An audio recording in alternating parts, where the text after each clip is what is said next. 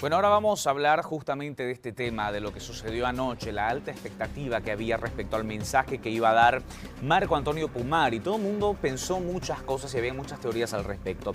¿Cuál fue el mensaje final? Nada más que simplemente lanzar su candidatura y ratificar su apoyo a Luis Fernando Camacho. Para hablar de este tema estamos hoy con el analista político Manfredo Bravo, a quien le doy la bienvenida y agradecimiento por acompañarnos. ¿Cómo le va? Un gusto, muy buenos días a todos. Gracias a usted. Manfredo, me gustaría comenzar hablando de esto. ¿Qué fue? ¿Esto fue un movimiento para captar más seguidores? ¿Qué fue lo que pasó? Porque de momento, al inicio, cuando él hace este anuncio a través de sus redes el día domingo, surgieron muchas teorías al respecto. Ninguna fue la acertada. Bueno, se ha especulado mucho sobre la candidatura de Marco Antonio Pumari y Luis Fernando Camacho, ¿no? Ha sido una candidatura que ha tenido muchas cuestiones dentro de la afirmación de esta relación de binomio. Sin embargo, ambos saben, tanto Luis Fernando Camacho como Marco Antonio Pumari, que la expectativa que genera la candidatura está precisamente asentada en la dupla, más que en la figura individual de cada uno de ellos. No nos olvidemos que mal son un referente histórico ya en este país. Sin la presencia de estas dos personalidades actuando juntos durante el proceso del paro y la caída de don Evo Morales, no se hubiera logrado el objetivo que se dio y en el desafío que se planteó. Por lo tanto, la imagen que se tiene de este proceso, como consecuencia de este proceso, es la imagen de los dos en la lucha política, ¿no? Por lo tanto, es muy difícil para tomar una decisión para ambos de separarse. Y creo que es saludable porque al final de cuentas, dentro de lo que es la construcción de un proyecto político y la generación de un ideario político en el electorado, la figura de ambos está presente. Además que no nos olvidemos que es lo complicado que es la ley 1094, que es la ley de organizaciones políticas, para poder decir, ¿sabe qué? Yo me voy y voy a negociar con otro partido. Muchos dijeron, se va de candidato a vicepresidente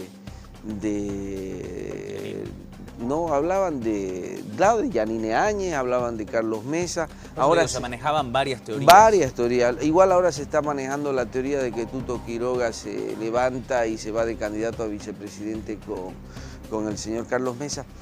La ley no lo permite, lamentablemente. O sea, la ley, una vez uno inscribe una alianza, inscribe candidaturas, el que se baja del proceso electoral. No es que puede cambiarse. No se puede cambiar. Puedo yo negociar con cualquier organización para que otra gente vaya. Pero no el que estaba inscrito. No el que estaba inscrito. Entonces es una ley complicada. Las alianzas se cierran en fechas establecidas, las candidaturas se presentan en fechas establecidas y lamentablemente, pues, hoy por hoy el que quiera bajarse se tiene que bajar con todo, ¿no? Se tiene que bajar con frente, se tiene que bajar con candidaturas, se tiene que bajar y ver otros nombres, negociar otros nombres para incorporar en las listas de otro partido. Y por parte del Tribunal Supremo Electoral no existe esa posibilidad de que se haga digamos, de que se modifique esta ley de la que usted nos habla para que se puedan candidatear a algunos que se bajan y quieren candidatear en otros partidos? Lamentablemente la ley es ley, ¿no? Para la modificación tendría que ir a la Cámara, a la Asamblea Legislativa. En la Asamblea Legislativa se tiene que hacer las modificaciones necesarias. Lo único que tiene competencia el Tribunal Supremo Electoral es para reglamentar la aplicación de la ley, ¿no?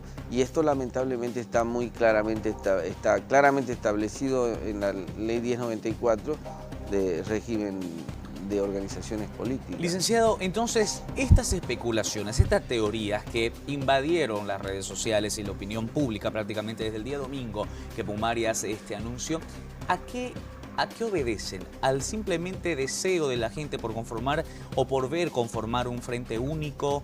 ¿A especulación por parte de otros actores políticos? Digo, ¿por qué se manejó tanto y se aseveró esta información en muchos grupos sociales y de personas de que Pumari se iba o con Yanine, o que se iba con Carlos Mesa, o con uno o con el otro?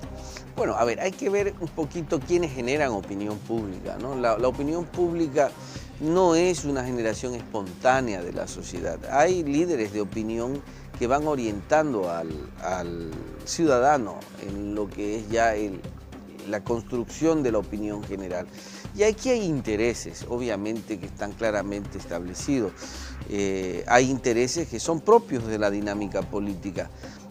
El retiro de Marco Pumari de la candidatura a la vicepresidencia significa, en este concepto, porque esto está estudiado, en este concepto de dupla para Luis Fernando Camacho, significa, digamos, en la lectura que hace la clase política, debilitarlo a Luis Fernando Camacho y obligarlo a renunciar a la candidatura. ¿Por qué? Porque esos votos que captura Luis Fernando Camacho con Pumari, hoy concentrados principalmente en Santa Cruz, ¿no? Son votos que van a migrar a alguno de los candidatos que, entre comillas, tienen la mayor expectativa del votante. Es decir, o migran a Carlos Mesa o migran a Yanine Áñez, ¿no? ¿Quién ganaba en el caso de que, o quién gana en el caso del debilitamiento de la candidatura de Luis Fernando? Gana Yanine Áñez, porque es el mismo electorado que se está disputando y algo seguramente capta Carlos Mesa.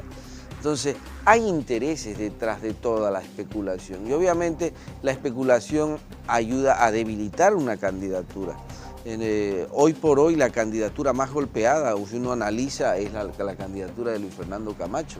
¿Por qué? Porque se están disputando votos, fuerzas políticas importantes, yo digo, de una clase política tradicional que está buscando recuperar espacios. ¿Esto fue una estrategia entonces? Yo creo que ha sido, si no ha sido una estrategia, ha sido un chiripazo, digo yo, muy bien dado, ¿no? O sea, para ustedes es una estrategia positiva. Yo creo que sí, yo creo que detrás de la decisión de Pumari había una estrategia. Había que captar un poco la atención del electorado. Algo está pasando con la candidatura de Luis Fernando y Pumari, que la prensa no está generando una cobertura importante. Entonces había que buscar la presencia de los medios.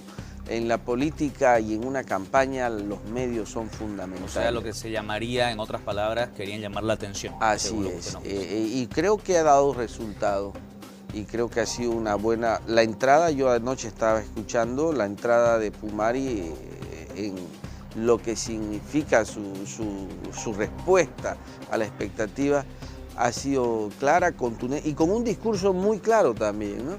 Nosotros somos lo nuevo, quieren que nos vamos, no nos vamos a ir. Un discurso muy estructurado que me pareció interesante ante la expectativa generada, ¿no? Por el anuncio hecho el día sábado. Licenciado, mirando a la mayoría de los candidatos ya de manera más genérica, ¿usted ve alguna dupla débil? ¿Usted prevé, según su experiencia política, que se vaya a deshacer alguna dupla, algún binomio de los que ya están Yo creo establecidos? que de los tres que están en campaña, o sea, hay cuatro duplas que son las que están liderando las encuestas, ¿no? Está el MAS con Arce y Choquehuanca, está Carlos Mesa con Pedraza, está Yanine Áñez con Samuel y está Luis Fernando Camacho con Pumari. Yo creo que son las cuatro fuerzas que están en competencia. Las diferencias no son muy grandes, estamos hablando, la última encuesta nos pone en un rango al masismo, nos los pone entre un 28 y 31%.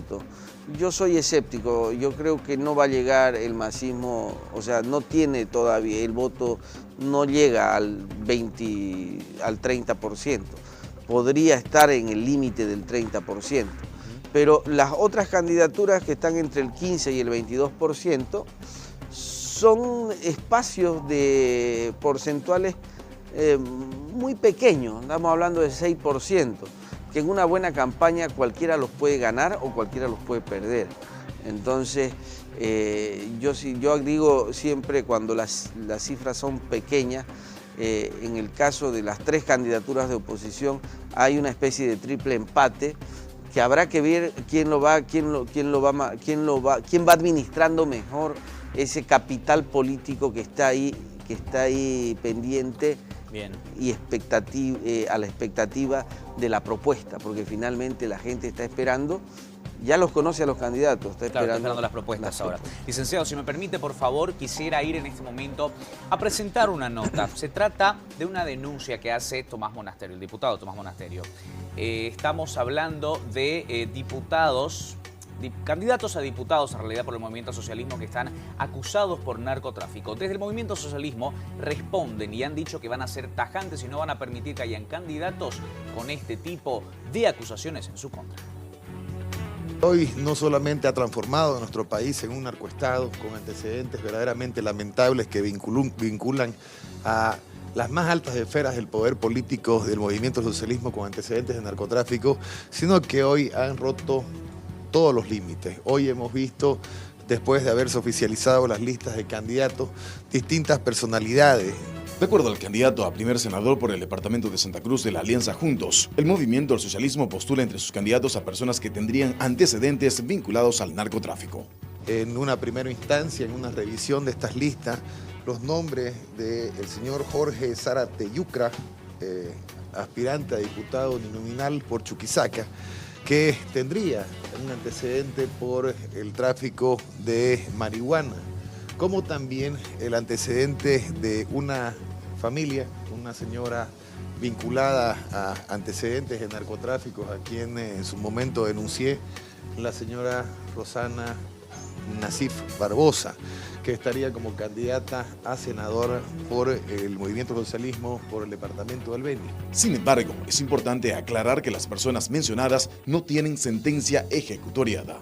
Lo que hoy estamos haciendo es exponerlo a la opinión pública, exponerlo al país, a los medios de comunicación, para que exijan cuentas y demanden transparencia, porque es absolutamente inadmisible. Desde el movimiento al socialismo, el diputado Edgar Montaño responde y asegura de que no se va a avalar ninguna candidatura que esté cargada o viciada de actos irregulares. A nadie vamos a proteger, siempre ha sido llano el movimiento al socialismo, y si es que hay gente vinculada al narcotráfico, con seguridad serán depurados de ipso facto. Ahí vamos a ser drásticos. Nadie que esté confabulando, que esté involucrado en temas de narcotráfico, en temas de haber dañado a un ciudadano, a una ciudadana, o por último haber maltratado a un niño o a una niña, con seguridad va a estar en las listas. No se merece además estar en las listas del partido más grande de Bolivia. Bueno, ¿de quién se trata? ¿De quiénes estamos hablando? De Jorge Zárate, candidato a diputado en Chuquisaca. Él está acusado por tráfico de marihuana. También estamos hablando de Rosana Nasif, candidata senadora por el Beni, acusada por narcotráfico también. Estos son algunos de los nombres a los cuales hace referencia esta denuncia del diputado Tomás Monasterio. ¿Qué lectura tiene usted, licenciado? ¿Esto al final de las elecciones va a repercutir en el voto al movimiento socialismo? ¿Se va a repercutir de manera negativa? Definitivamente, ¿no? Hay un problema de crisis moral y ética que ha generado. Yo soy muy crítico del movimiento al socialismo estos 14 años que hemos tenido. Y eso creo que todo el mundo lo sabe, el que me conoce lo sabe. Son 14 años que hemos vivido una crisis, digo yo, una crisis moral, donde la política se la ha asumido como un principio y como un elemento que está muy vinculado a una persona como es don Evo Morales, y que a partir de ahí se tejieron muchas cosas alrededor de don Evo Morales, donde tanto el contrabando, el narcotráfico han sido parte de esta gestión. Muy libremente se ha permitido el abuso de estos ilícitos dentro del país. Entonces, yo creo que esos son factores que pesan en contra de la candidatura del MAS, ¿no? Aunque ayer hacía una declaración el candidato Arce diciendo que si el momento que él llegue a gobernar no lo haría, no sería Evo el que gobierne.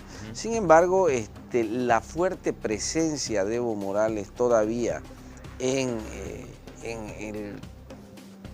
la estructura partidaria del movimiento al socialismo es nomás relevante, ¿no? Y sobre todo porque don Evo Morales, nos guste o no nos guste, todavía es el símbolo que logra cohesionar un poco a esa particular forma de organización política como el movimiento al socialismo, que es una alianza de corporaciones, digo yo. Yo digo, este proceso ha generado lo que en su momento se criticó mucho, oligarquías, pero en vez de ser oligarquías vinculadas a la minería o a la tenencia de la tierra, ahora son oligarquías campesinas, gente que vivió del poder durante 14 años, abusó del poder y obviamente gente que cometió muchos excesos, ¿no? Como los que hoy denuncia el diputado Monasterio. Quiero agradecerle al licenciado Manfredo Bravo por haber estado con nosotros, analista político, que hoy de alguna manera nos ha dado su punto de vista respecto no solamente a lo que ha sucedido con el anuncio de Pumari, sino a temas varios. Gracias. Un placer, un gusto. Que tenga muy buenos días. Vamos a continuar con más en la revista Al Día y Bolivia Decide.